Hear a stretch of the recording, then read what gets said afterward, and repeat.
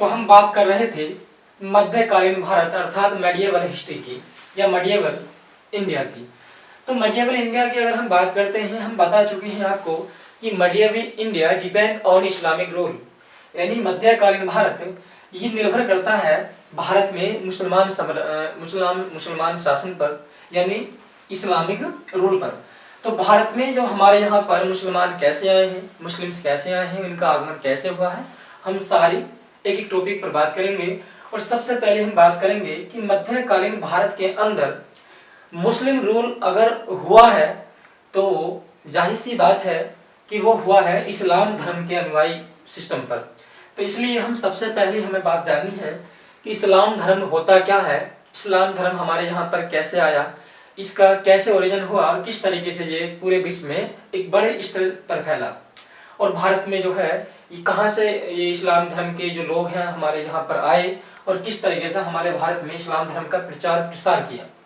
तो हम सबसे पहले बात करते हैं इस्लाम धर्म की, क्योंकि जैसा कि मैं आपको बता चुका हूँ मध्यकालीन भारत 712 ईस्वी से शुरू हुआ था और दोस्तों 1707 ईस्वी तक ये चलेगा भारत में रूल। उसके बाद हमारे यहाँ पर शिवाजी जैसे एक महायोद्धा आएंगे और वो मुगलों का पतन करेंगे, डायफॉल्ट्स ऑफ मुगल्स। तो वो मुगलों का पतन फाइनली होगा 1857 तक। तो हम कह सकते हैं मध्यकालीन भारत का जो रूलिंग पीरियड है वो 1712 ईस्वी से स्टार्ट होकर 1707 अर्थात औरंगजेब की डेड और 1857 यानी कि मेरठ की जो क्रांति है वहां तक चलेगा। तो सबसे पहली बेसिक सी बात है कि मध्यकालीन भारत, ये मध्यकालीन इतिहास, ये डिपेंड है इस्लामिक रूल पर। तो सबसे पहले हमें यहाँ पर जानना है इस्लाम धर्म क्या होता है मेरे भाई, इस्लाम धर्म। तो इस्लाम धर्म हम देखते हैं, तो इस्लाम धर्म की जो खोज करता है, इस्लाम धर्म के जो संस्थापक हैं, जो फाउंडर हैं, वो कहा जाता है, इस्लाम धर्म के संस्थापक कहा जाता है हजरत मोहम्मद साहब, हजरत मोहम्मद साहब। इनकी बात करते हैं, मैं आपको एक इनकी कहानी बेस्ड बताऊंगा कि हजरत मोहम्मद साहब ने किस तरीके से पूरे विश्व में इस्लाम धर्म को लेकर आए और एक बहुत बड़ी सीमा पर इस्लाम धर्म को फैलाया। तो याद रखेंगे हजरत मोहम्मद साहब का जन्म, अगर हम जन्म की बात करते हैं तो इनका जन्म 570 ईस्वी पूर्व कहाँ हुआ था दोस्तों?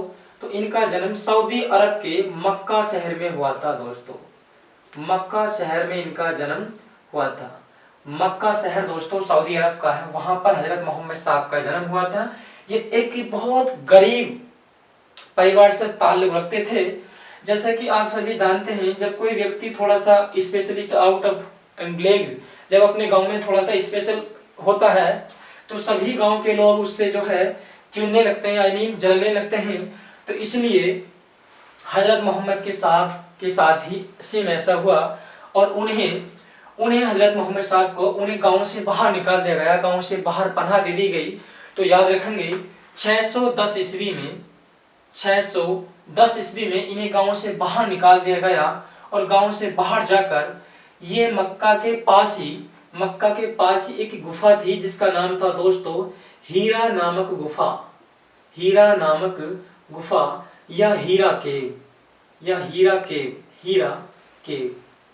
तो हीरा केव में जाकर ये वहां पर रहने लगे और वहां पर जो है मेडिटेशन क्या करते थे, वहां पर अंतर ध्यान लगाया करते थे।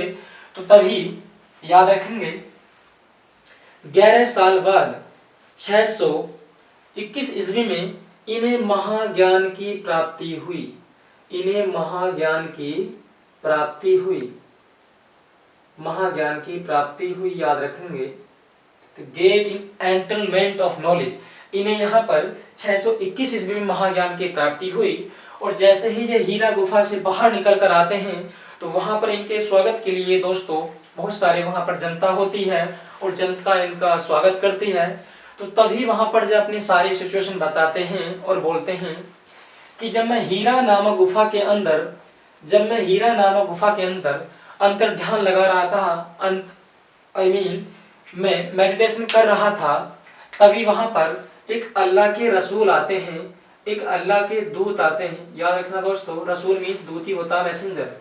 एक अल्लाह के मैसेंजर आते हैं और अल्लाह के मैसेंजर मुझसे कहते हैं और उनके हाथ में एक किताब होती है, वो किताब मुझे देकर बोलते हैं कि आप अल्लाह के अंतिम रसूल हो, आप अल्लाह के लास्ट मैसेंजर हो, इसलिए मैं आपको एक किताब सौंपता हूँ और आपको इस किताब का समस्त वर्ड पर एक प्रचार विस्तार करना है। इसलिए ये वाली बात हजरत मोहम्मद साहब ने वहां के खड़ी जनता को बताई और उन्होंने कहा कि मैं सच कह रहा हूं, मेरी बात पर विश्वास कीजिए।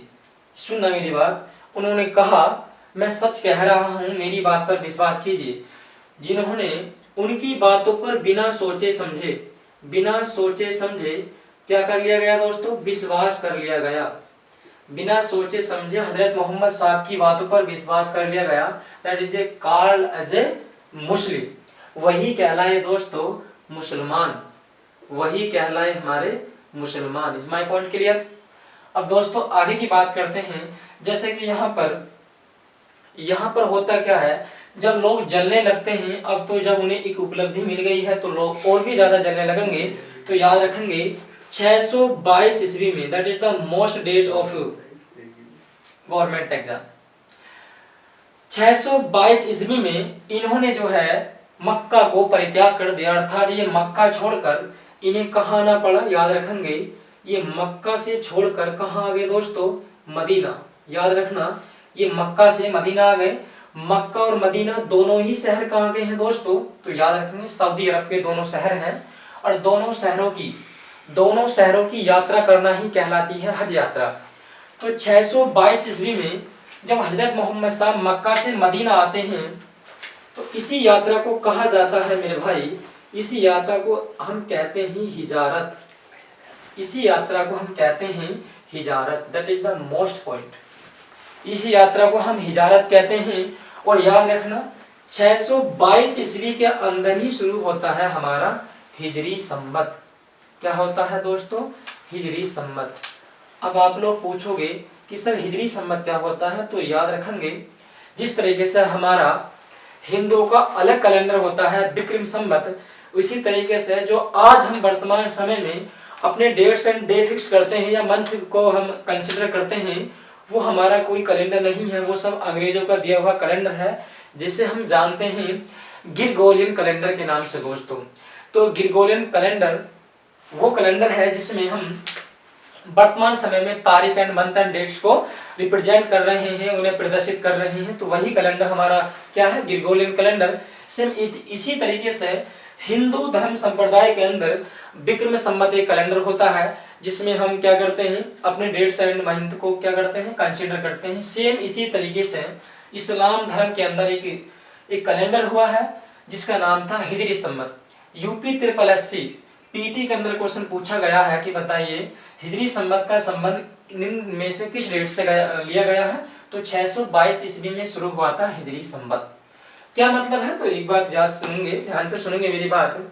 जिस तरीके से आप लोगों ने सुना होगा जहां पर मस्जिद होती है तो वहां पर जो मुल्ला होते हैं वो सुबह को अजान लगाते हैं और अजान में बोलते हैं कि 5:40 पर सूर्य निकलना शुरू हो गया है, चांद की ये तारीख है और पीरे की इतनी तारीख है। तो याद रखना जो पीरे की तारीख होती है वो एक्चुअली हमारे ग्रिगोरियन कैलेंडर के हिसाब से होती है, और जो चांद की तारीख होती है that is the according of Hijri Samvat. तो वो हिजरी संवत के अनुसार होती है और पीरे की तारीख हमारी ग्रिगोरियन कैलेंडर के अनुसार होती है। इसलिए याद रखेंगे हिजरी संवत इस्लाम धर्म का मतलब पूजा हुआ क्या है, संवत है। अब हम बात करते हैं आगे दोस्तों, जब जी मक्का से मदीना पहुंच जाते हैं इसी यात्रा को कहा जाता है हिजारत। यानी सबसे पहले व्यक्ति जाएगा ही कहाँ, मक्का। यानी मक्का में जन्म हुआ था किनका, हजरत मोहम्मद साहब का, और इनकी मृत्यु कहाँ हुई है, मदीना के अंदर। तो इसलिए याद रखेंगे मक्का से मदीना जाने की जो यात्रा है वही कहलाती है हमारी हिजारत। 632 ईस्वी के अंदर 632 ईस्वी के अंदर इनकी मृत्यु हो जाती है, इनकी मृत्यु हो जाती है। और मृत्यु होती ही कहाँ है, तो याद रखेंगे दोस्तों मृत्यु होती है इनकी मदीना में। इसलिए इस्लाम धर्म के सबसे पवित्र तीर्थ स्थलों में से जो सबसे अच्छे महत्वपूर्ण स्थलों की गिनती जो होती है वो first of all Mecca and second of all Medina. तो सबसे पहला मक्का है और दूसरा हमारा मदीना है। इसलिए हज यात्रा में किसी भी मुस्लिम्स को यात्रा करनी ही होती है मक्का और मदीना की, यानी कि वो विजिट करेगा मक्का और मदीना, तभी उसकी यात्रा हज यात्रा के रूप में कंसिडर की जाएगी। तो दोस्तों व्याख्यात्मक थ्योरी थी जो मैंने आप लोगों को बताई है, इसे अच्छे तरीके से समझिएगा, ठीक है। अब हम बात करते हैं दोस्तों, अब हम बात करते हैं कि इसके बाद क्या हुआ होगा। तो अगर तुम ध्यान से देखो यहाँ पर, तो 632 ईस्वी के अंदर यहाँ पर हजरत मोहम्मद साहब की मृत्यु हो गई है, और हजरत मोहम्मद साहब की मृत्यु के बाद इस्लाम धर्म के अगले सक्सेसर कौन बनेंगे, तो ये यहाँ के मुद्दे की बात है।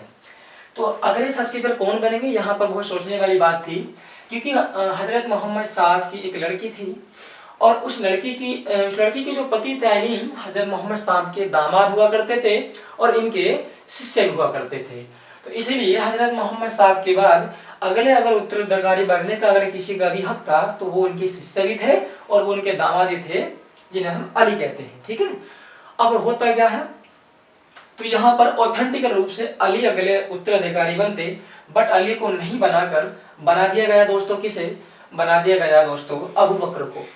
जब अबू बकर को यहाँ पर अगला उत्तराधिकारी या अगला सक्सेसर बना दिया जाता है, तो यहीं पर बहुत बड़ा डिबेट हो जाता है। यहाँ पर डिबेट ये हो जाता है कि जो हमारा मुस्लिम संप्रदाय है, मुस्लिम संप्रदाय डिवाइडेड इनटू 2 पार्ट्स। यहाँ पर मुसलमान संप्रदाय 2 भागों में डिवाइड हो जाता है, जिसे हम फर्स्ट भाग, जो हमारा फर्स्ट पार्ट्स है, वो कहलाता है दोस्तों हमारा शिया, और सेकंड पार्ट्स हमारा कहलाता है दोस्तों सुन्नी, शिया और सुन्नी। दोस्तों ध्यान से सुनेंगे, जो हमारा फर्स्ट पार्ट्स है वो कहलाता है दोस्तों शिया, और सेकंड पार्ट्स कहलाता है दोस्तों हमारा सुन्नी। अब आप लोग पूछोगे कि शिया सुन्नी क्या होते हैं, तो ध्यान से सुनेंगे। शिया लोग वो हैं जो 20% लोग हैं। शिया कितने लोग हैं, इस्लाम धर्म के 20% मानने वाले लोग हैं। दोस्तों मैं रब कर देता हूं,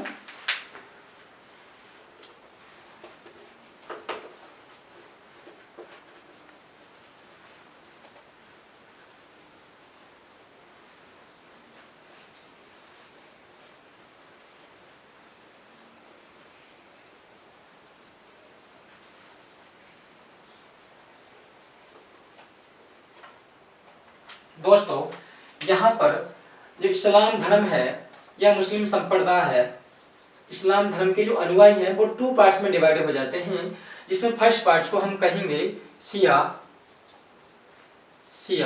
और सेकंड पार्ट्स को हम बोलेंगे सुन्नी।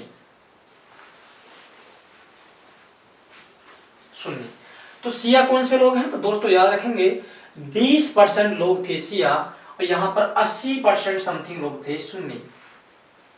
ध्यान से सुनेंगे, यानी वे लोग जो 80% थे सुन्नी थे, और यहाँ पर शिया सिर्फ कितने थे, 20% थे। तो याद रखेंगे, जब अगले सक्सेसर अली को नहीं बनाकर उस्मान को बना दिया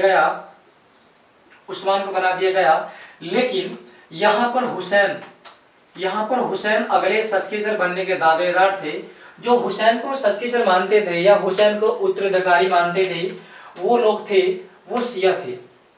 यानी शिया लोग ऐसे थे जो हुसैन को अपना सक्सेसर मानते थे, अपना गुरु मानते थे या अपना उत्तराधिकारी मानते थे। लेकिन यहाँ पर सुन्नी लोग हैं, वो सुन्नी लोग उस्मान को मानते थे।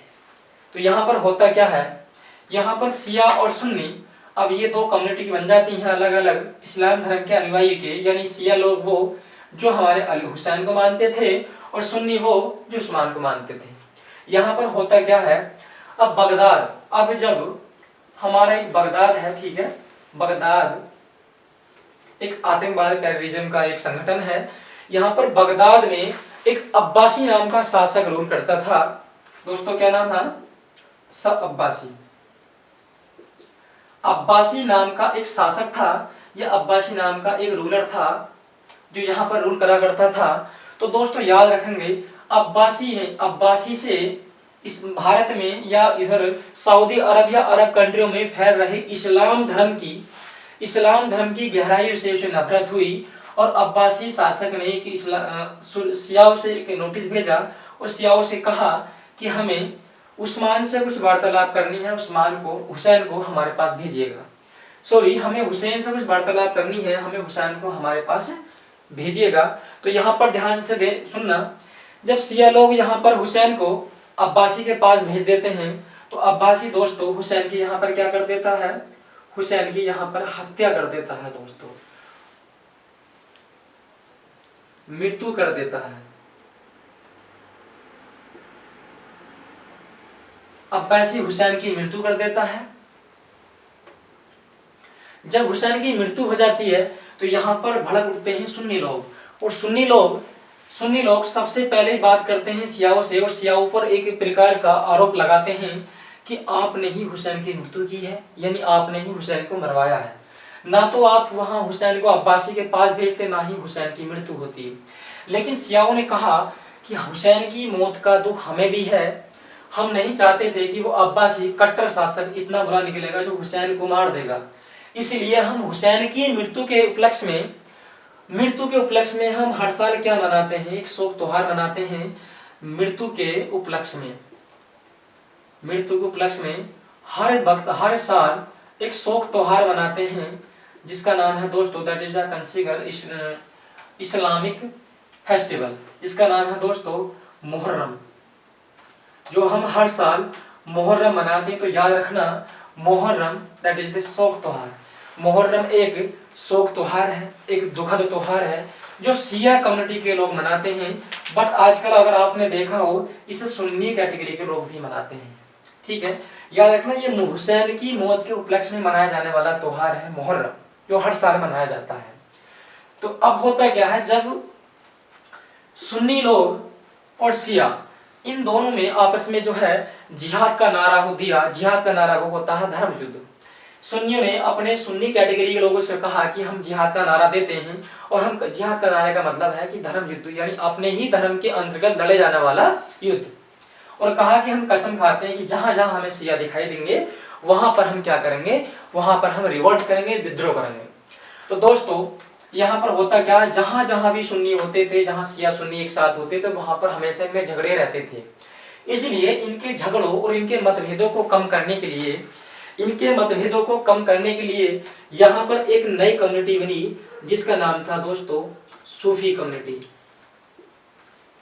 दोस्तों सूफी कम्युनिटी, ये सूफी मत को मानने वाले जो लोग थे वो हमारे इस्लाम धर्म की तीसरी कम्युनिटी थी। ये शिया और सुन्नी के झगड़ों को कम करने के लिए बनी हुई थी, और सूफी मत के अनुसार इनका सबसे अच्छा जो सिस्टम था वो ये था कि अगर शिया और सुन्नी को या आपस में झगड़े को कम करने के लिए सबसे अच्छा तरीका है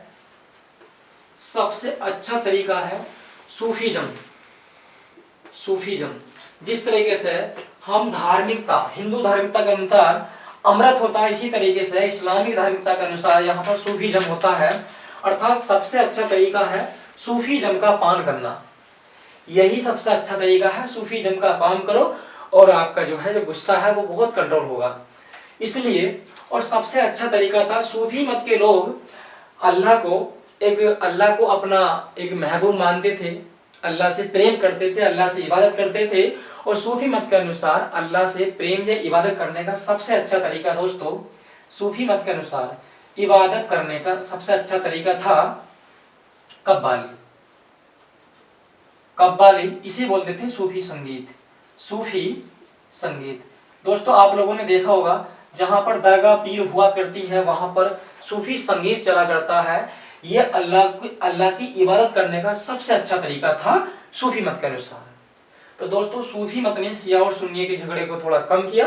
तो दोस्तों ये हमारा इस्लाम धर्म की बहुत अच्छी विवेचना मैंने आपको बता दी है। इस तरीके से हमारे यहाँ पर इस्लाम धर्म का उदय हुआ है, और इस्लाम धर्म जो है एक बड़े स्तर पर संसार में फैला है।